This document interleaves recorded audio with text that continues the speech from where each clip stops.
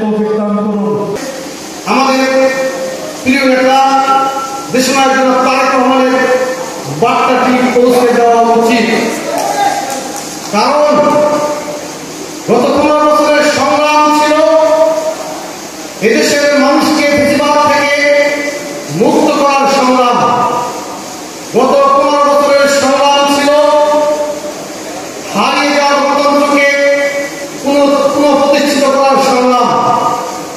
গত 15 বছরের সংগ্রাম ছিল মুক্তিযুদ্ধের যে কমিটমেন্ট, সাম্য, মানবিক মর্যাদা, সামাজিক ন্যায় বিচার নিশ্চিত করার সংগ্রাম।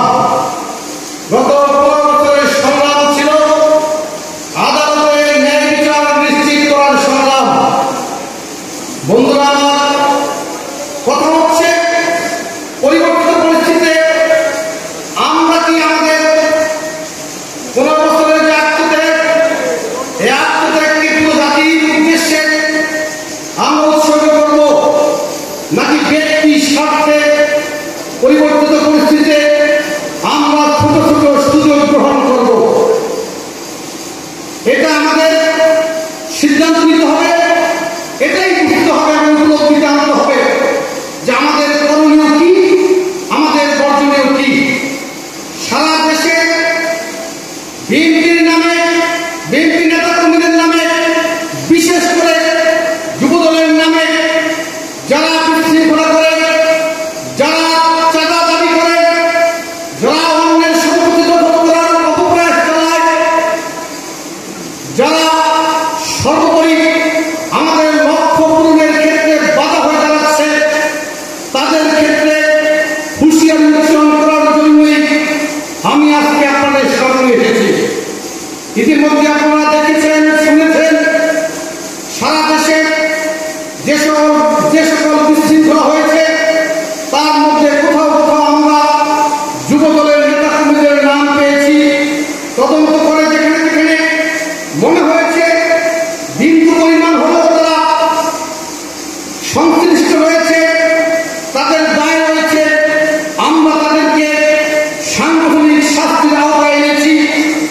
ভবিষ্যতে হুঁশিয়ারি উচ্চারণ করে বলে দিতে চাই, যদি যুবদলের নেতা কর্মীরা এরপরও সংগঠন বিরোধী কোনো কাজ করে, বিশেষ করে আমাদের বিএনপির ভারপ্রাপ্ত চেয়ারম্যান, আমাদের সাংগঠনিক অভিভাবক দেশনায়ক জনাব তারেক রহমানের নির্দেশকে অমান্য করে, আমরা কিন্তু কাউকে ছাড় দেব না।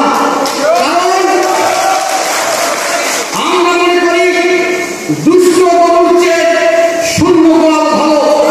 কারণ আমরা কিন্তু আমাদের কাঙ্ক্ষিত লক্ষ্যে পৌঁছতে পারিনি।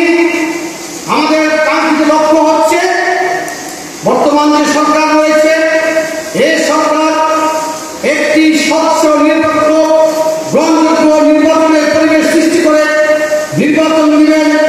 সেই নির্বাচনে জনগণের ম্যান্ডেট নিয়ে বাংলাদেশের দেশের নেত্রী বেগম খালেদা জিয়া এবং আমাদের সাংগঠনিক অভিভাবক দেশনায়ক জনাব তারেক রহমানের নেতৃত্বে বিএনপি সরকার গঠন করবে এবং গণতন্ত্র পুনঃপ্রতিষ্ঠিত হবে।